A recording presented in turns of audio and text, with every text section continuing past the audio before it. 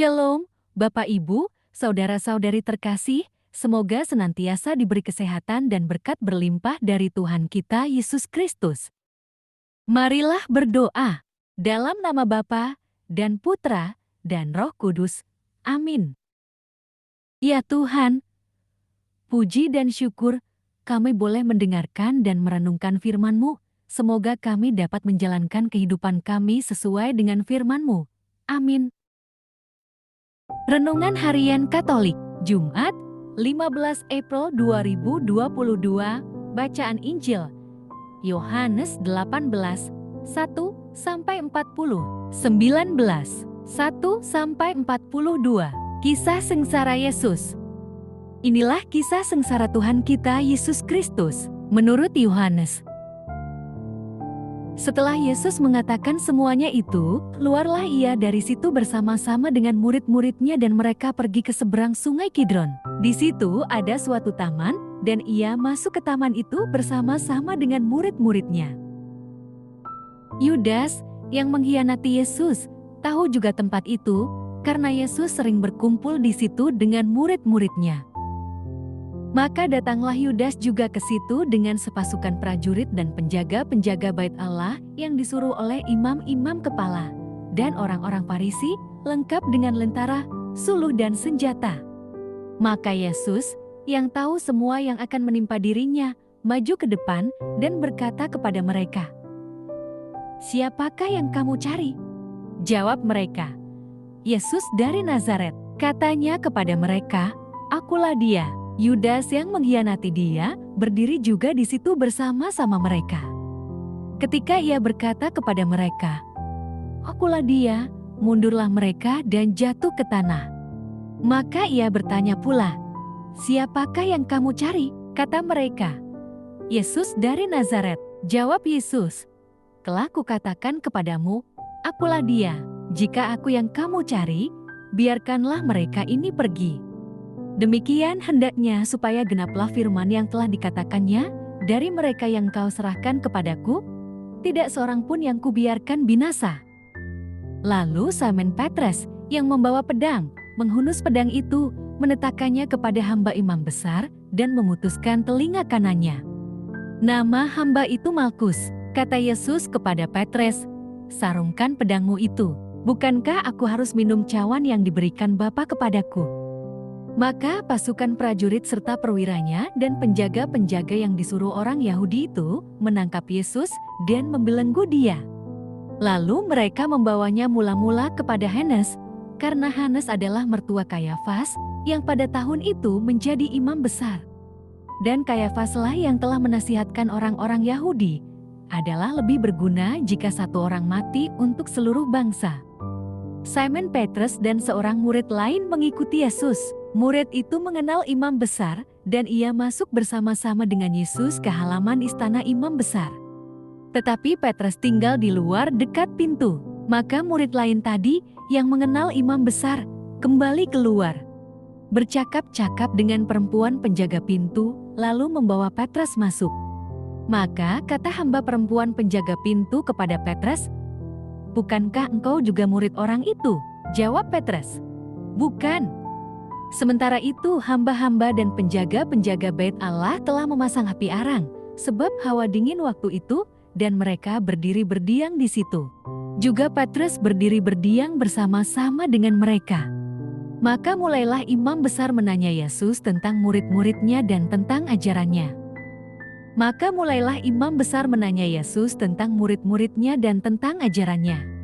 Jawab Yesus kepadanya, "Aku berbicara terus terang kepada dunia. Aku selalu mengajar di rumah-rumah ibadat dan di bait Allah, tempat semua orang Yahudi berkumpul. Aku tidak pernah berbicara sembunyi-sembunyi.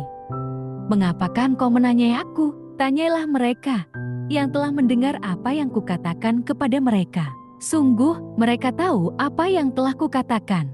Ketika ia mengatakan hal itu, seorang penjaga yang berdiri di situ, menampar mukanya sambil berkata, "Begitukah jawabmu kepada imam besar?"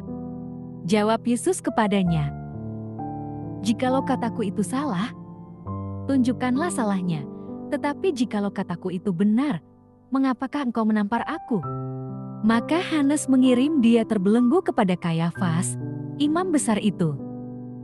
Simon Petrus masih berdiri berdiam. Kata orang-orang di situ kepadanya, "Bukankah engkau juga seorang muridnya?"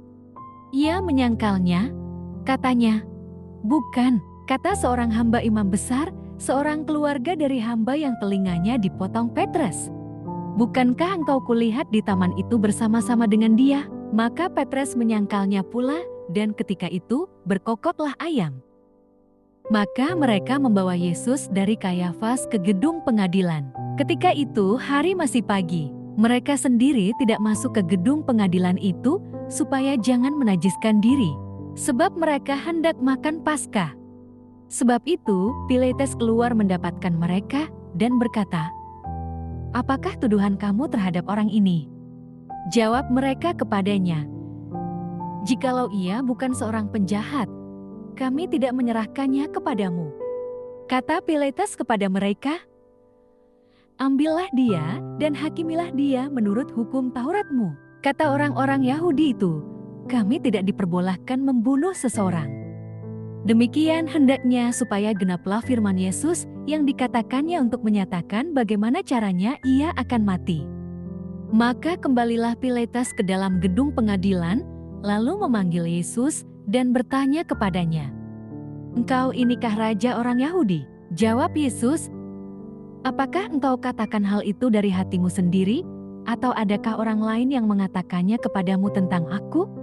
Kata Pilatus, "Apakah aku seorang Yahudi, bangsamu sendiri, dan imam-imam kepala yang telah menyerahkan engkau kepadaku? Apakah yang telah engkau perbuat?" Jawab Yesus, "Kerajaanku bukan dari dunia ini. Jika kerajaanku dari dunia ini, pasti hamba-hambaku telah melawan, supaya aku jangan diserahkan kepada orang Yahudi. Akan tetapi kerajaanku bukan dari sini."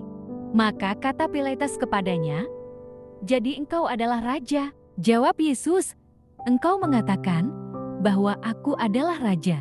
Untuk itulah aku lahir dan untuk itulah aku datang ke dalam dunia ini, supaya aku memberi kesaksian tentang kebenaran. Setiap orang yang berasal dari kebenaran mendengarkan suaraku." Kata Pilatus kepadanya, "Apakah kebenaran itu?" Sesudah mengatakan demikian, keluarlah Pilatus lagi mendapatkan orang-orang Yahudi dan berkata kepada mereka, "Aku tidak mendapati kesalahan apapun padanya, tetapi pada kamu ada kebiasaan, bahwa pada Paskah aku membebaskan seorang bagimu. Maukah kamu supaya aku membebaskan raja orang Yahudi bagimu?" Mereka berteriak pula, "Jangan dia, melainkan Barabas." Barabas adalah seorang penyamun. Lalu Pilatus mengambil Yesus dan menyuruh orang menyesah dia. Pilatus keluar lagi dan berkata kepada mereka, "Lihatlah, aku membawa dia keluar kepada kamu, supaya kamu tahu bahwa aku tidak mendapati kesalahan apapun padanya." Lalu Yesus keluar, bermahkota duri dan berjubah ungu. Maka kata Pilatus kepada mereka, "Lihatlah manusia itu." Ketika imam-imam kepala dan penjaga-penjaga itu melihat dia, berteriaklah mereka, "Salibkan dia, salibkan dia." Kata Pilatus kepada mereka, "Ambil dia dan salibkan dia, sebab aku tidak mendapati kesalahan apapun padanya." Jawab orang-orang Yahudi itu kepadanya, "Kami mempunyai hukum, dan menurut hukum itu, ia harus mati, sebab ia menganggap dirinya sebagai anak Allah." Ketika Pilatus mendengar perkataan itu, bertambah takutlah ia. Lalu ia masuk pula ke dalam gedung pengadilan dan berkata kepada Yesus, "Dari manakah asalmu?" Tetapi Yesus tidak memberi jawab kepadanya. Maka kata Pilatus kepadanya, "Tidakkah engkau mau bicara dengan aku? Tidakkah engkau tahu bahwa aku berkuasa untuk membebaskan engkau dan berkuasa juga untuk menyalibkan engkau?" Yesus menjawab, "Engkau tidak mempunyai kuasa apapun terhadap aku, jikalau kuasa itu tidak diberikan kepadamu dari atas. Sebab itu, dia yang menyerahkan aku kepadamu lebih besar dosanya." Sejak itu Pilatus berusaha untuk membebaskan dia. Tetapi orang-orang Yahudi berteriak, "Jikalau engkau membebaskan dia, engkau bukanlah sahabat Kaisar." Ketika Pilatus mendengar perkataan itu, ia menyuruh membawa Yesus keluar dan ia duduk di kursi pengadilan di tempat yang bernama Litostrotos, dalam bahasa Ibrani Gabata. Hari itu ialah hari persiapan Paskah, kira-kira jam 12. Kata Pilatus kepada orang-orang Yahudi itu, "Inilah rajamu." Maka berteriaklah mereka, "Enyahkan dia, enyahkan dia, salibkan dia." Kata Pilatus kepada mereka, "Haruskah aku menyalibkan rajamu?" Jawab imam-imam kepala, "Kami tidak mempunyai raja selain daripada Kaisar." Akhirnya Pilatus menyerahkan Yesus kepada mereka untuk disalibkan. Mereka menerima Yesus. Sambil memikul salibnya ia pergi keluar ke tempat yang bernama tempat tengkorak, dalam bahasa Ibrani, Golgota. Dan di situ ia disalibkan mereka dan bersama-sama dengan dia disalibkan juga dua orang lain, sebelah menyebelah, Yesus di tengah-tengah. Dan Pilatus menyuruh memasang juga tulisan di atas kayu salib itu, bunyinya, "Yesus, orang Nazaret, Raja orang Yahudi." Banyak orang Yahudi yang membaca tulisan itu, sebab tempat di mana Yesus disalibkan, letaknya dekat kota, dan kata-kata itu tertulis dalam bahasa Ibrani, bahasa Latin, dan bahasa Yunani. Maka kata imam-imam kepala orang Yahudi kepada Pilatus, "Jangan engkau menulis, Raja orang Yahudi, tetapi bahwa ia mengatakan, Aku adalah Raja orang Yahudi." Jawab Pilatus, "Apa yang kutulis, tetap tertulis." Sesudah prajurit-prajurit itu menyalibkan Yesus, mereka mengambil pakaiannya lalu membaginya menjadi 4 bagian untuk tiap-tiap prajurit 1 bagian. Dan jubahnya juga mereka ambil. Jubah itu tidak berjahit, dari atas ke bawah hanya 1 tenunan saja. Karena itu mereka berkata seorang kepada yang lain, "Janganlah kita membaginya menjadi beberapa potong, tetapi baiklah kita membuang ondi untuk menentukan siapa yang mendapatnya. Demikianlah hendaknya supaya genaplah yang ada tertulis dalam kitab suci. Mereka membagi-bagi pakaianku di antara mereka, dan mereka membuang undi atas jubahku." Hal itu telah dilakukan prajurit-prajurit itu. Dan dekat salib Yesus berdiri ibunya dan saudara ibunya, Maria, istri Klopas, dan Maria Magdalena. Ketika Yesus melihat ibunya dan murid yang dikasihinya di sampingnya, berkatalah ia kepada ibunya, "Ibu, inilah anakmu." Kemudian katanya kepada muridnya, "Inilah ibumu." Dan sejak saat itu, murid itu menerima dia di dalam rumahnya. Sesudah itu, karena Yesus tahu bahwa segala sesuatu telah selesai, berkatalah ia, supaya genaplah yang ada tertulis dalam kitab suci, "Aku haus." Di situ ada suatu bekas penuh anggur asam. Maka mereka mencucukkan bunga karang yang telah dicelupkan dalam anggur asam pada sebatang hisop, lalu mengunjukkannya ke mulut Yesus.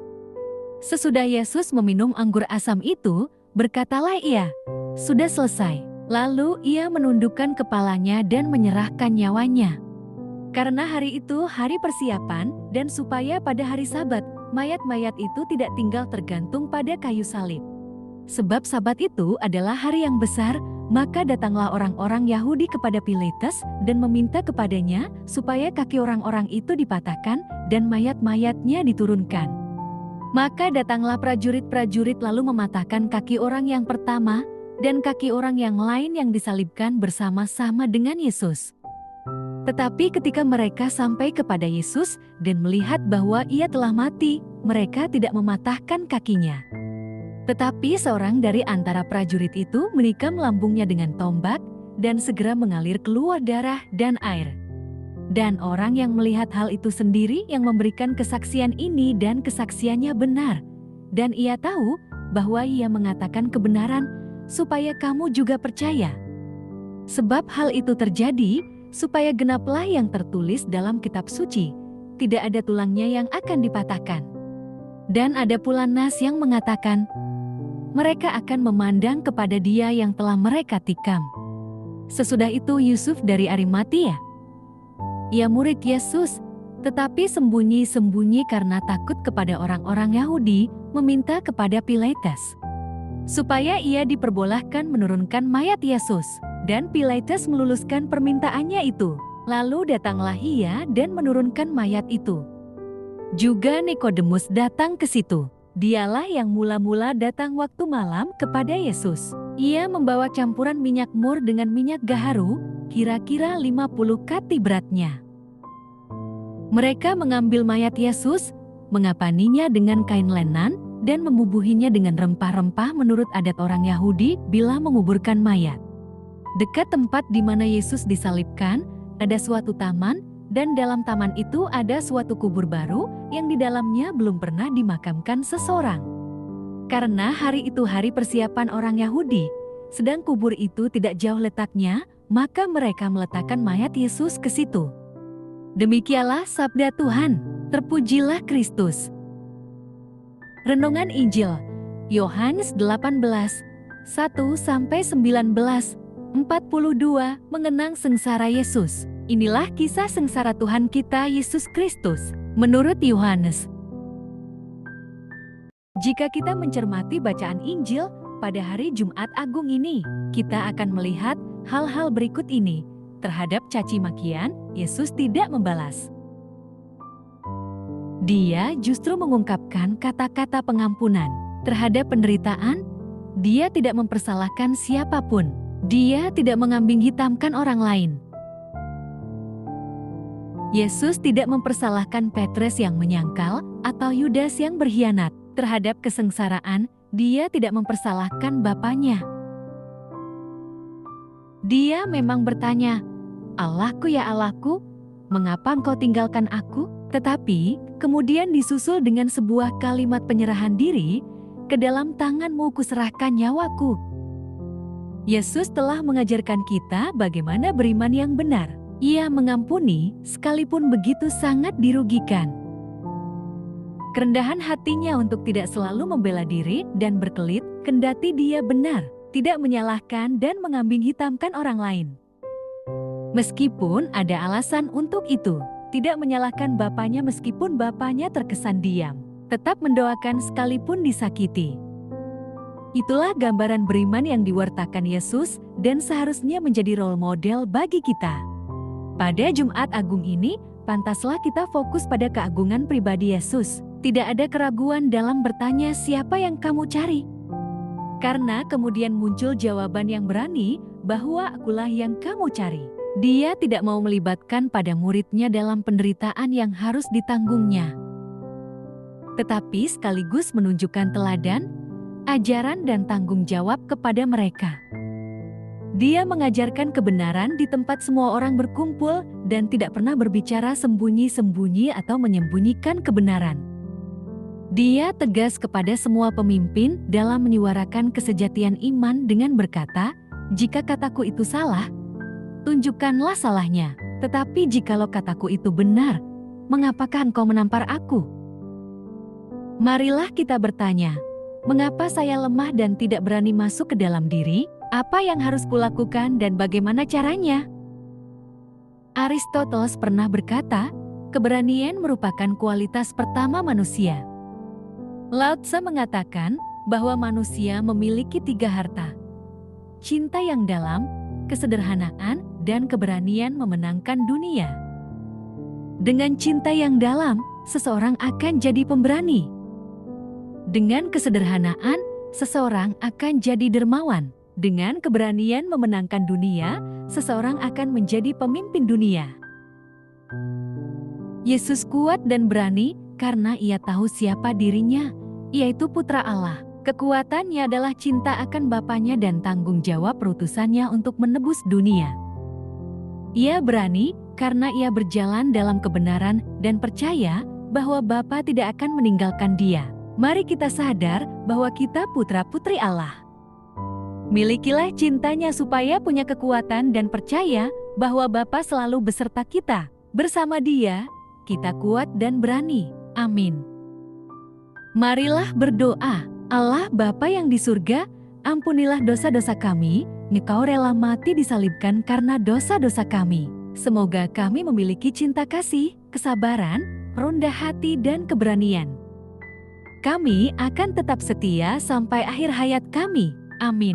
Dalam nama Bapa, Putra, dan Roh Kudus. Amin.